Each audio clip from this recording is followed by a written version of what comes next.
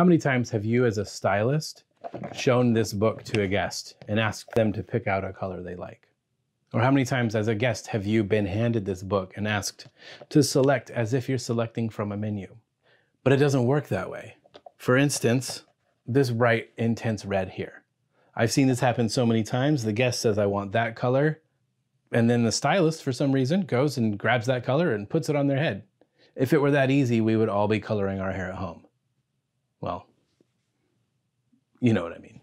But our final result is a combination of what's in the tube and the color of our canvas. The best way I've heard it expressed is that our final result is the result of the color of our canvas plus the color of our paint.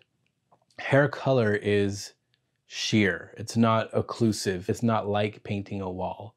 We use pigment, we use a brush. It looks like painting, but we're not actually painting. We're tinting something. I love the old school description of getting a hair tint. The color of the hair to begin with is going to contribute to that. It's not like you just cover up. You are always going to be able to see through hair color and see the color of your canvas underneath. So for instance, if I wanted the hair to be this color, my little dot friends are back, but the hair's starting out this color, if I just took that color and put it on top of that hair color, that is not the color I wanted. So I have to pick a different color in order to achieve this one that was desired. And understanding our color wheel and how to use them will help us get there. So as a hair colorist, our job is to predict, if let's say you use the swatch book, is to take that swatch and then now predict what colors I can put on top of the color canvas we're dealing with in order to create that color.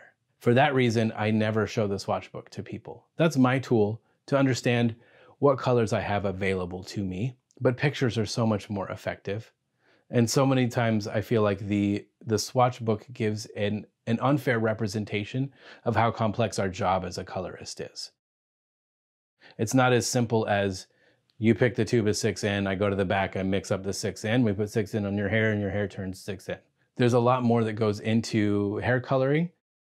And whatever swatch you pick in the book, 99% of the time, I am going to go mix something else up in order to achieve what I'm seeing in that swatch. So stylists, quit showing the swatch book to people. Salon guests, you should bring a picture. I always tell my guests, if you bring me a picture, I can take your hair and make it any color you want with whatever pigments I have available. You're gonna get a more realistic outcome, and chances are I'm going to be mixing up multiple things, or certainly not the thing that is labeled in order to achieve that result.